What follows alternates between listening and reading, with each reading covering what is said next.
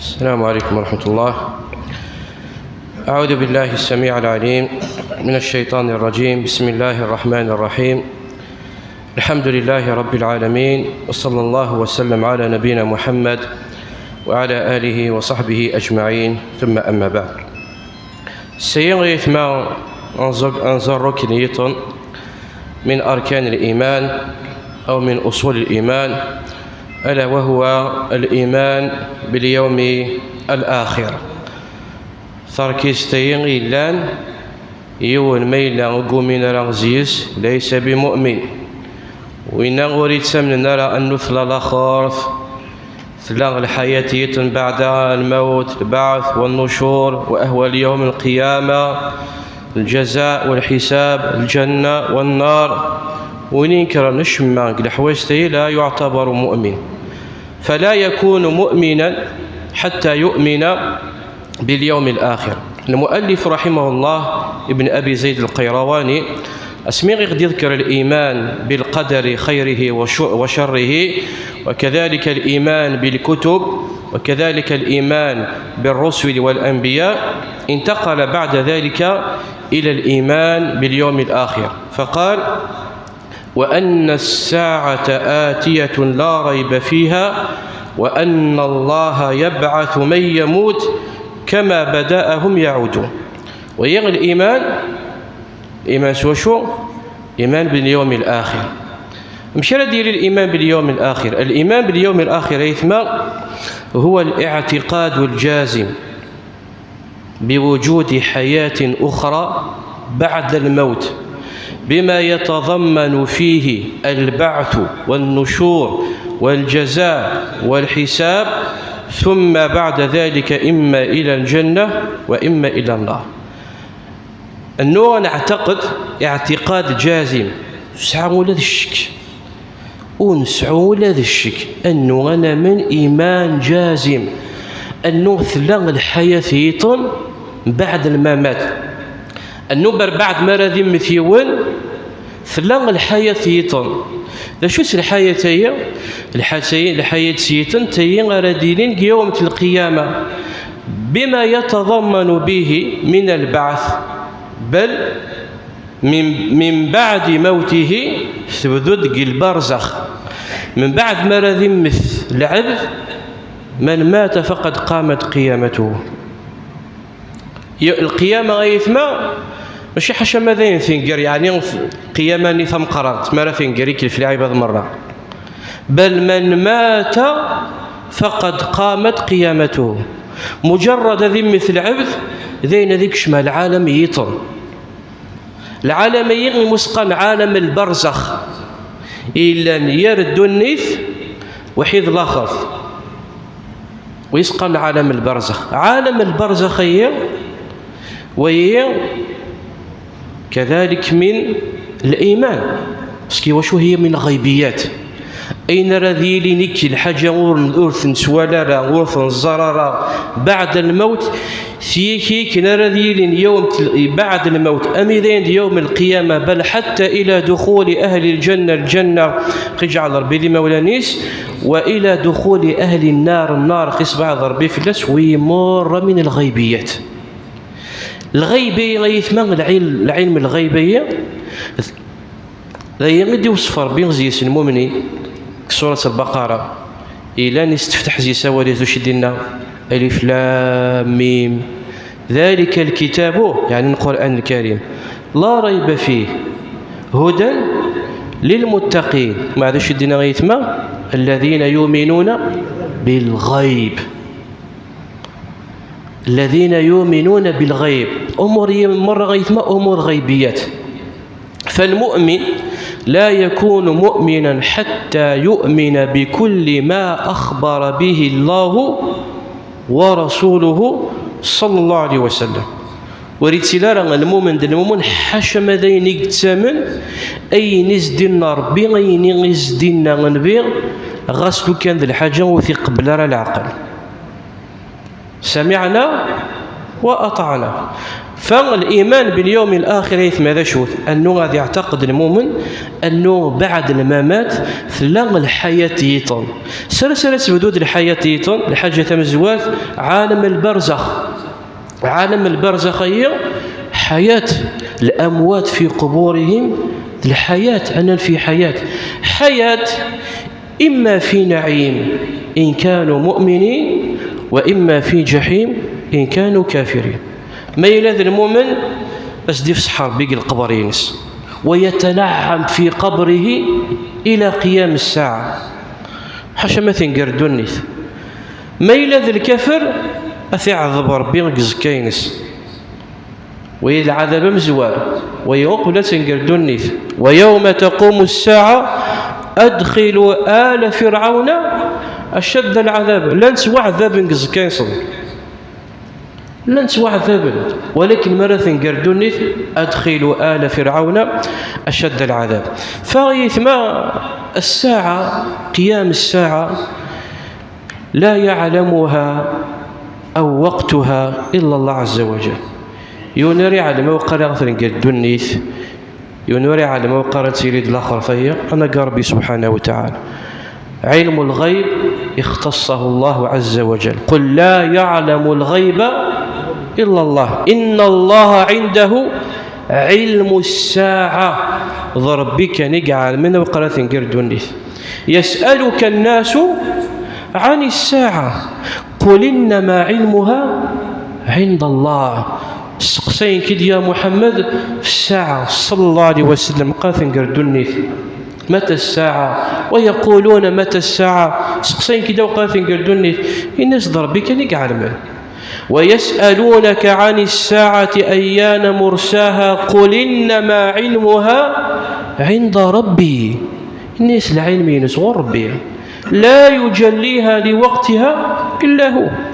حديث جبريل عليه السلام من زرق الدرسي عدال مديوسا جبريل عليه السلام غور النبي صلى الله عليه وسلم الصفة ورقاس يسقسات في الإسلام يسقسات في الإيمان يسقسات في الإحسان. من بين الحوايج واش تيسقسا هذا شو سنة الناس متى الساعة ناس يا محمد وقرث نقردو النيث دا شو سدي جاوب النبي عليه الصلاة والسلام قال ما المسؤول عنها بأعلم من السائل. النبي عليه الصلاة والسلام يعلم أنه غير زي غيدي وساني سقساتي الناس أو قرث نقردو النيث يعلم أنه غير زي منهوث جبريل. ميثي سقسا في الإسلام يجاوب ست، ميثي سقسا في الإيمان يجاوب ست، ميثي سقسا في الإحسان يجاوب ست. في الحق دع الساعة دا شو سنة ما المسؤول عنها يعني غير كي سوى السقسان أعلم منها من السائل. يعني لو كان يويد وين راضي عاد وقرا ثنقردو النيث لو كان يويد وين راضي عاد وقرا ثنقردو النيث إلا قد مراد دير وين الخبر ذا مزواد من هو يبغى سيني لو كان دشي غير راضي يعلم بس هو شو أقرب من ملك إلى الله عز وجل من هو جبريل عليه السلام. فغيبغى سيني نبينا عليه الصلاة والسلام ور عليم غين كي ورث عليم تشتي اسميش دي جاوب كذا شو سيدنا جبريل عليه السلام إن سوى ما أمارتها يعني في الساعة ونعلم ما لو قرأ ثنقرث العلامات ينس ده شو الدليل على العلامات أشراط يبين غد نبينا عليه الصلاة والسلام الحاجة ثمزوات أنه نبينا عليه الصلاة والسلام يفكي يغداس أو قرأ ثنقرث دوني ثاني ذاس الجمعة وهي يفكي يغفي نبينا عليه الصلاة والسلام خير يوم طلعت فيه الشمس يوم الجمعة فيه خلق آدم وفيه أدخل الجنة وفيها أخرج منها وفيها أهبط إلى الأرض وفيها قبض وفيها مات ولا تقوم الساعة إلا يوم الجمعة. أنت يوم الجمعة ونعلم ولكن أنت علامات ورب العالمين ده شو دينا فهل ينظرون إلا الساعة أن تأتيهم بغتة فقد جاء أشراطها. جاء أشراطها يعني علاماتها. العلامات هذه ميلا ولث العبد ميلا يعاشث العبد الدليل على أنه قريب قيام الساعة قريب قيام الساعة. فمن بين العلامات ذكر النبي عليه الصلاة والسلام خلا علامات صغرى وعلامات كبرى. علامات صغرى إلا العدانت نزرا كانش هي أحد الدروس أشراط الساعة. خلا العلامات الصغرى إلا العدانت خلاص، من بينها موت النبي عليه الصلاة والسلام. موت النبي عليه الصلاة والسلام من أشراط علامات الساعة الصغرى. انشقاق القمر من بين علامات الصغرى يقعدان. علامات إلا نتحيش تنتقل الوقت النوم أي نتعيش توريك فتنة المشرقية، غزة، اليهود، حرب ويمر غيث ما أين نتعيش من علامات الساعة. وتفرر إلى يوم القيامة، وتفرر إلى يوم القيامة. إلى سنين دينا النبي عليه الصلاة والسلام لا تقوم الساعة حاشا ماذين يعني غي مسلمين فريمون لحقا الوقت قال ذي مسلمين الوقت نزول عيسى عليه السلام ما ذي مسلمين مدكان حقيقة. لا تقوم الساعة حتى يقاتل المسلم اليهودي، وحتى يختبئ اليهودي وراء الحجر ووراء الشجر فينطق الشجر والحجر دي سنتقر بين الشجر دي سنتقر بين الحجر فيقول يا مسلم يا عبد الله هذا يهودي ورائي فتعالى فاقتله. الوقت اللي غيثمر شو تقال العلماء يوم القيامة هذه بدل الوقت وريتي لا الوقت يثورا غنتعيش كيا الوقت الأسلحة النووية البترول الغاز قارن الوقت مور ينقر إذا كان شتاء مش العلم لله. بعضهم قال بفناء هذا كله والعلم لله. الحصن يتمثل من أشراط الساعة. يسألون ورقاز قسم النبي عليه الصلاة والسلام ناس يا رسول الله متى الساعة؟ قال إذا ضيعت الأمانة فانتظر الساعة. قال وكيف إضاعتها؟ قال إذا وسد الأمر إلى غير أهله فانتظر الساعة. تي من علامات الساعة لا نسعيش تندير الوقت النوم هذا شو ضياع الأمانة. أم شرف ضاع الأمانة يا رسول الله إنك مرض فيك تيول أم كان نغث فيك تامور نغث فيك الحاجة إلا ماشي ذي مولانيس. إذا وسد الأمر إلى غير أهله فانتظر الساعة. فهي كلها من أشراط الساعة. في حديث جبريل في حد ذاته أسميت سقسى جبريل عليه السلام نس وما أمارتها إناس أن تلد الأمة ربتها وأن ترى الحفاة العراة العالة رعاء الشاء يتطاولون في البنيان. فيه مرة من أشراط الساعة. من أشراط الساعة الكبرى في مقرنين مرة تنيش ما يرى الحق كان يشبهين تد النبي عليه الصلاة والسلام أمس سنسلا نعقوش ما إلا تكز متصل خيط كان تصرح تثير نزد فينا طايت لا شوفت أشراط الساعة الكبرى. حديث حذيفة رضي الله عنه إذ قال إنه كنا نتذكر نكنين وسكان قيمك واحدة يتمثل سكا يتمثل الصحابة رضي الله عنهم في الله نقيمك نسمك ثيد الساعة يعددوا شبحنا النبي صلى الله عليه وسلم إنس ما تذكرون قالوا نتذاكر الساعة. شوف هي ما غنمشي تخميما يوم القيامة بس هو شو الوين اللي وين غادي مكثيون دوينا غير الصح مشى هذا هي ولا وين مشى هذا هي ونيمانيس إنيس النبي عليه الصلاة والسلام إنها لن تقوم حتى تروا 10 آيات فذكر الدخان والدجال والدابة وطلوع الشمس. تيجي المرة نزرت أنت أشراط الساعة الصغرى بالدورة ساعة الدال الدخان الدجال الدابة طلوع الشمس من مغربها نزول المسيح عيسى بن مريم خروج يأجوج ومأجوج 3 خسوفات خسف في المشرق وخسف بالمغرب وخسف في جزيرة العرب ونار تخرج من اليمن تطرد الناس إلى محشرهم.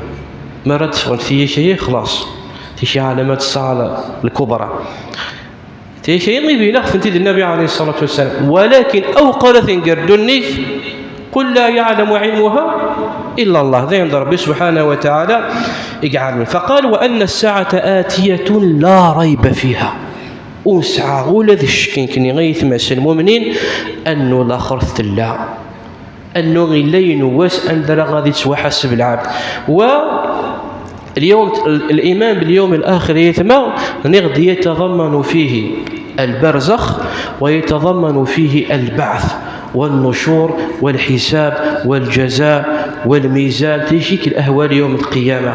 إبينا غتسيد النبي عليه الصلاة والسلام مرة نمنيك المرة زيسن الميزان والصراط والجنة والنار. ثم غربي غيثما سبحانه وتعالى ما رد يذكر البعث، يعني البعث بعد الموت، ما رد يمثيول أنه يبعث يوم القيامة. ما رد يذكر يثما ربي سبحانه وتعالى البعث يذكر ثلاثة أمور، يذكر ثلاثة الحوايج. الحاجة ثمزوة ثيثما التنبيه بخلق الإنسان أول مرة، يعني وين غير ننكر البعث والنشور كي قال كي ثيغوث كزيستارا مجردا نمث خلاص نقل دولاش نا ومسقارا اعتقد انشرا المعتقد الباطل انه ما يلاغي موت ديقلها الحياتيه. ربي يذكر الامور من بينها التنبيه بخلق الانسان، فقال الله سبحانه وتعالى اولم يرى الانسان انا خلقناه من نطفه فاذا هو خصيم مبين وضرب لنا مثلا ونسي خلقه قال من يحيي العظام وهي رميم. يسد أبي بن خلف غور النبي عليه الصلاة والسلام يودا كذي سكرا يغسان كانوا ما يتفسيثنا كغزات سكية يتفسيث بعض التجارة كي غني وبحرين يا محمد أن يحيي الله هذه بعد موتها ندار يحيي ثرى ربي يعني يغسانين من بعد خلاص. فغنيس النبي عليه الصلاة والسلام بلى يميتك ثم يبعثك ثم يحشرك إلى النار. ينزل ضربي في الأسل الآيتية أولم يرى الإنسان العبدي لاند العاقل مشيت دي خلق ربي ما يلاغو في الثمن ترى أنه مرض مفط راح ربي يزمر ذي عاوذك دحيو ما يلاغو في الثمن ترى أنه ربي يزمر ذي عاوذك دحيو شوف مشي ثليت شيك تخلق ربي. أولم يرى الإنسان أنا خلقناه من نطفة فإذا هو خصيم مبين وضرب لنا يتكغذ المثل يسهام مانيس وضرب لنا مثلا ونسي خلقه يسهام الخليقينس أمشي غيديت وخلق. فغينا ضرب العالمين كيف تكفرون بالله أمشرث كفر بس ربي وكنتم أمواتا ثم أحياكم ثم يميتكم ثم يحييكم ثم إليه ترجعون. شو معنى بعد قصد رب العالمين فكنتم أمواتا يعني كنتم أمواتا من عدم. الموت يتمنى شحال يقلال ثلاغيوث الموت كان خطير. شو بعد قصد رب العالمين دايا كيف تكفرون بالله وكنتم أمواتا فأحياكم ثم يميتكم ثم يحييكم. الموت اللي ثمزورث أنه أحياكم من عدم يخلقكم ضرب العالمين قولش من بعد من الله ذولاش تسني غير الموت مزورث بمعنى أن ذولاش يحيي يغضر بها يخلق غضر بها سوى شو يبين يغضر بالعالمين الذي خلقكم من نطفة ثم من علقة من تراب الآخر تطور الجنين في بطن أمه الخليقة من العبد كتعبط يماس بعد ميل ذكر ومع النطفة ومع العلقة ثم مضغة ثم جنين ومع دفغ الدنيث ثم من بدفغ الدنيث يعيش الحياة نسيس يقدر بالعالمين يعود يموت ثم أحياكم ثم إليه ترجعون. فغرب بغين بهاغد أنه وين يغيد يخلق العبد قادر على هذا عاود تدحيو. فغين ضرب العالمين قل يحييها الذي أنشأها أول مرة أتدحيو وين يغيد تدي خلق أبدا مزوال وهو بكل خلق عليم. ومع ذلك ضربين وهو الذي يبدأ الخلق ثم يعيده وإليه تحشرون.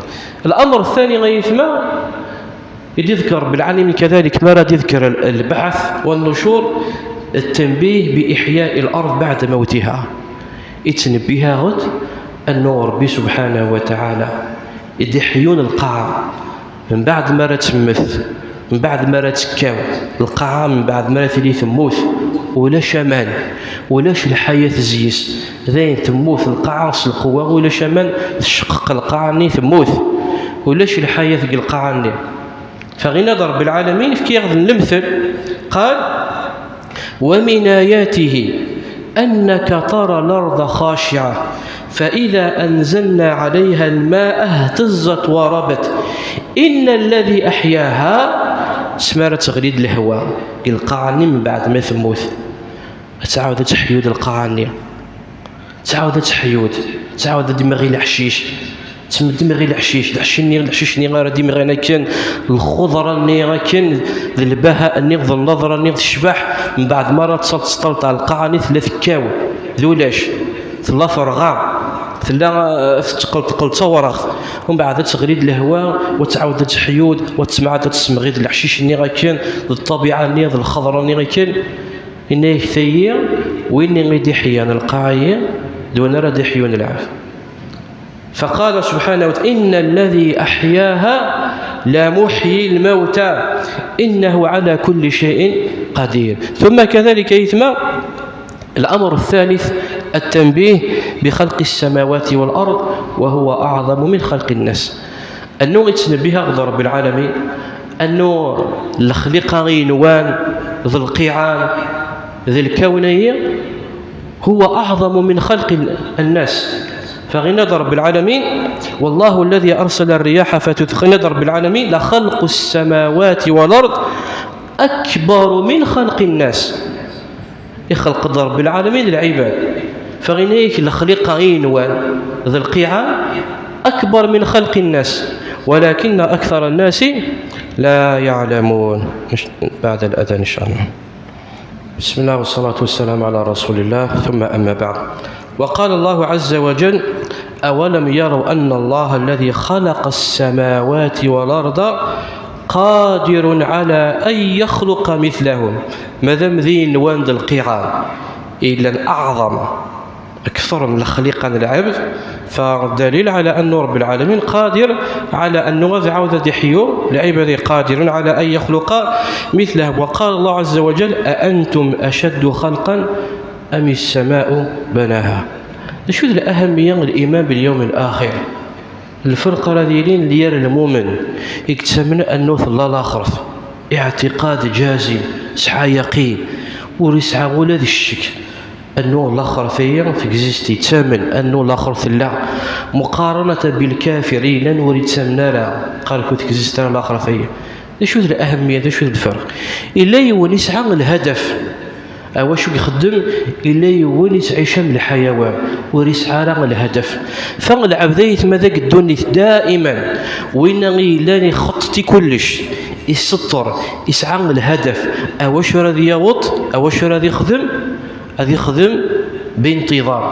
ذاك الدنيا العبدية لن يسعى الهدف واش راضي يوط يقرا واش يقرا يسعى الهدف واش راضي يوط يعلم واش راضي يفهم يخدم واش يخدم يسعى الغاية واش كل يوم ميلا يسعى الهدف ذاك قرويس يتوسطر يبغى راضي يوط شو راضي يخدم هذا يجتهد أديفك الجهديس إيواشو يعلم أنه الجهدية وريت روحها السوداء يعلم راح ثيافها الزات.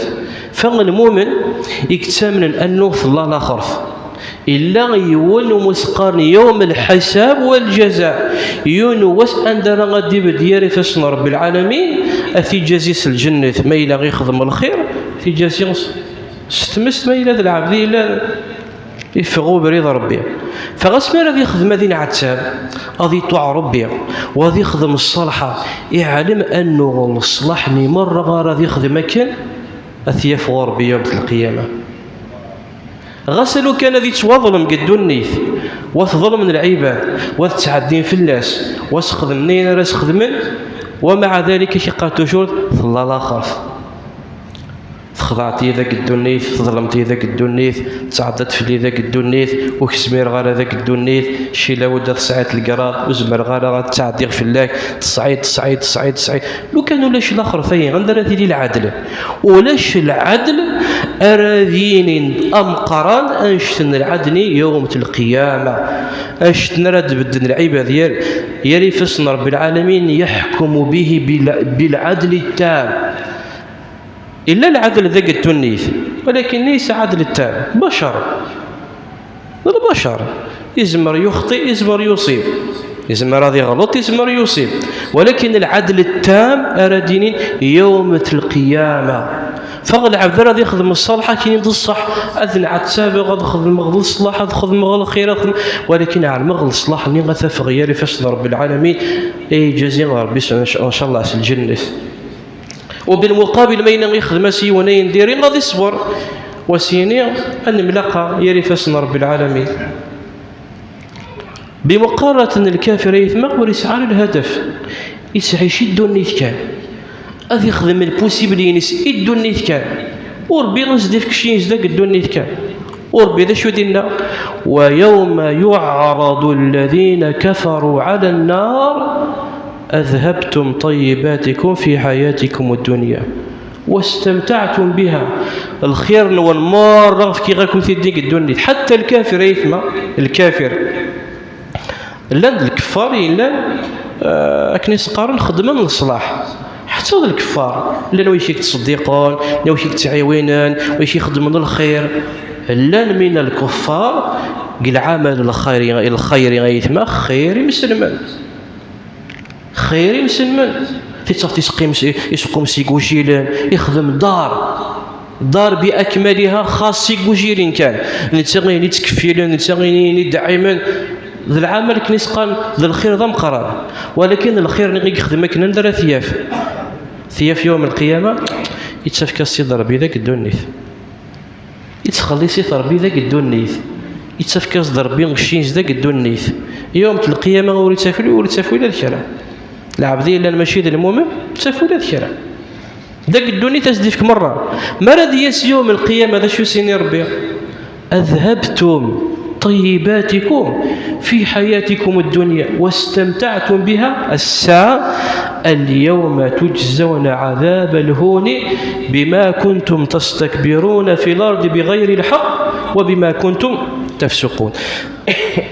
قال المؤلف رحمه الله بعد ذلك وأن الله سبحانه وتعالى ضاعف لعباده المؤمنين الحسنات وصفح لهم بالتوبة من كبائر السيئات وغفر لهم الصغائر باجتناب الكبائر وجعل لهم من لم يتب من الكبائر صائرا إلى مشيئته إن الله لا يغفر أن يشرك به ويغفر ما دون ذلك لمن يشاء. إن يك ثم ربي سبحانه وتعالى يتضاعف إلى عباده المؤمنين الحسنات، وهي من فضل الله عز وجل أنه المؤمن ما يلا يخدم الخير يتضاعف ربي الحسنات، والحسنة بعشر أمثالها. إن رب العالمين من جاء بالحسنة فله 10 أمثالها. وإذا في رب العالمين تخدمت الخير وبديت تفكر ربي في الحسنة، من فضل الله عز وجل علينا أنه يتضاعف الحسنات، اكتفك 10 إلى 700 ضعف، بل يضاعف لمن يشاء أضعاف ما لا يعلمها إلا الله. ولكن ما غلطت خدمتين ندير السيئة من عدل الله عز وجل أنه يتضاعف السيئات، من عدل الله عز وجل خدمة السيئة اكتكثر بسيئة. فمن جاء بالحسنة فله 10 أمثالها ومن جاء بالسيئة فلا يجزى إلا مثلها. سبحان الله. فوهي من فضل الله عز وجل. ثم قال وصفح لهم بالتوبة عن كبائر السيئات.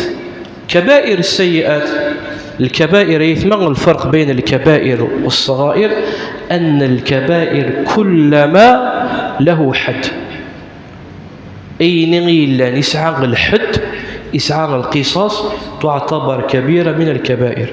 الزنا يسعى الحد كبيرة، السرقة يسعى الحد كبيرة إلى غير ذلك، أو ما فيه وعيد وتهديد من الغيبة والنميمة تعتبر كبيرة. الكبائر هي يعفو ثنت رب العالمين، ولكن يمشي أن تعفو رب العالمين يعفو ثنت رب العالمين التوبة، يعفو ثنت رب العالمين التوبة. أنه وين يدغلين من في كبيرة من كبائر الذنوب باش كستعفو رب العالمين إلى قد يتوب، إلى قد يتوب إلى الله عز وجل. ما يتوب غير رب العالمين أسعفو رب العالمين السيئات بل أسدبدل رب، وكذلك من فضل الله أنه أسدبدل رب العالمين السيئات ينزل الحسنات. إلا من تاب وآمن وعمل عملا صالحا فأولئك يبدل الله سيئاتهم حسنات. هذه تبغى رب العالمين أسعفو ربي الذنوب ينس واسدي بدل رب العالمين أين يخدمي كذا يندير أسدي بدل رب العالمين الحسنات. ثم كذلك يثم الصغائر، صغائر الذنوب يعفو رب العالمين الصغائر. ثم زيان نمشي تعفو رب العالمين يعفو ثنت رب العالمين بالأعمال الصالحة. فقال ويعفو الله عز وجل عن الصغائر بالأعمال الصالحة. إن رب العالمين إن الحسنات يذهبن السيئات. قال صلى الله عليه وسلم وأتبع السيئة الحسنة تمحها. خدمتين نديريا ستبع سين العالية أتصفصيتين نديريا، خدمة الحوايج تنديريا ستبع سين العالية الحسنات النير أذمحون السيئات النير. فقال ومن لم يتب من الكبائر صار إلى مشيئة الله. وهي غدي بنيت مغيوث الحاجة، وهي معتقد أهل السنة والجماعة. أين نهضريك المرة ذي غيث ما في مقدمة ابن أبي زيد القيرواني العقيدة الصحيحة إلا ينتهجها أهل السنة والجماعة. هنا يقضي في الحاجة ذي ذا شوت أنه وين يدغلين الكبائر من كبائر الذنوب فهو تحت مشيئة الله. فهي عقيدة أهل السنة والجماعة مقارنة بعقيدة الخوارج. الخوارج قالنا وين غيد يخدم كبيرة من كبائر الذنوب يعتبر كافرا تكفيرا بكبائر الذنوب، وين يخدم كبيرة من كبائر الذنوب تكفيرا. ولكن يثم عقيدة أهل السنة والجماعة لا، حتى يونا ذي غلط ذي خدم تيم قرانين أدياوين الفواحش الشفرطة الربا الغيبة النميمة يويت تيم قرانين مرة إيش معايا تيد مرة ما إلا يتوب فلاسنت ربي غفور تسوي السعيد. قل يا عبادي الذين أسرفوا على أنفسهم لا تقنطوا من رحمة الله إن الله يغفر الذنوب جميعا. غسلوا كان دي الشرك، غسلوا كان دي غليغ العبد دي الشرك يتوب غور رب العالمين ربي غازدل دي ثبورينس فتسعفو ربي وما أدرك ماذا الكبائر. ولكن ما إلا وريتوب في الكبائر يموت دسكران، يموت كان دسكران، يموت كان واحد سكرتينس، يموت كان آكل الربا، يموت مع كبائر من كبائر الذنوب وريتوبارا. ده شو غير الحكم ينس؟ حكمه هو تحت مشيئة الله. نقرصة يري فسن ربي، بمعنى إن شاء غفر له وإن شاء عذبه. ما إلا غيبغى يعفو ربي، ما إلا غيبغى يعذب ربي، إلا يون الذنب كان ويعفر ربي. ألا هو الشرك. إنه من يشرك بالله فقد حرم الله عليه الجنة.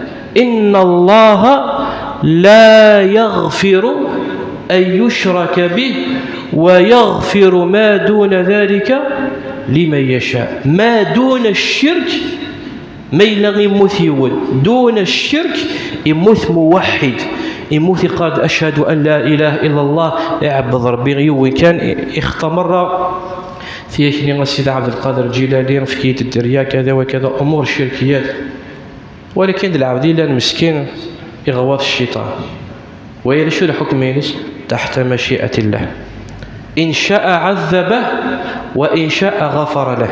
ثم قال النقطة هي وأن نختم زيس الدرس إن شاء الله تبارك وتعالى، قال والذين يدخلون النار صنفان، ويكن غاديك شمال جهنم صنف. الصنف مزوال هم من الكفار، أرى ذيك شمنا ثمس وذقي من دينا خالدين فيها أبدا. الصنف يتنرى ذيك شمنا ثمس هم من عصاة المسلمين، اللي مسلما قال أشهد أن لا إله إلا الله وأن محمد رسول الله، بلك يتزلى بلك، إلا أنه يغوض الشيطان إلا ذا شو يخدم، إلا ذا شو يعصى ربي، من عصاة المسلمين. ويشير نقدر يثمهم تحت مشيئة الله، ما يبغى ربي يمن عليه من فضله غسيعفو ما إلا يبغى ربي أثيش ما ثمس وذي توعذب ذيك ثمس القدر يخدم من الجر، ولكن المآلين سيث ما غيمسل منها ثقال غندلث المآلين دائما الجنة يمسل ما يثما يشهد أن لا إله إلا الله وحدنا رب العالمين، مهما يعصى ربي سبحانه وتعالى ذاك الدنيث، وما إلا وسع فراغ ربي إلى خرف يرث ربي غاثمس أخي سبعة ربي وخي نجي ربي، ما إلا يرث أثمس أذي توعذب القدرين غير خدم ذا المعاصي، ولكن قل خرف مرة المآل نسد قل الجنة. ولهذا قال النبي صلى الله عليه وسلم يدخل الله أهل الجنة يدخل من يشاء برحمته ويدخل أهل النار ثم يقول انظروا من وجدتم في قلبه مثقال حبة من خردل من إيمان فأخرجوه. روح ما ثمس طلب ونكس عن قوليس مثقال حبة من خردل من إيمان، شوف غمثيل فأخرجوه فيخرجون منها حمما قد امتحشوا. نيكا تفغنا كم بوحمو سلقوان غرغان تفغنا بوحمو. قال فيلقون في نهر الحياة فينبتون فيها كما تنبت الحبة إلى جانب السم. نيكا توطقرون يون السيل يون وسيف يون النهر قنص نهر الحياة. ماذا توطقرنا ذينا؟ هذا عوض تحيون من جديد، ثم مآلهم في الأخير إلى الجنة. ثم قال وأن الله سبحانه قد خلق الجنة فأعدها دار دخول لأوليائه إلى آخره. نحبس كان إن شاء الله تبارك وتعالى ذي نكمل إن شاء الله الدرس إيدي تسدون. أسأل الله عز وجل يعلمنا ما ينفعنا وأن ينفعنا بما علمنا وأن يزدنا علما. هذا وأصلي وأسلم على نبينا محمد وعلى آله وصحبه أجمعين.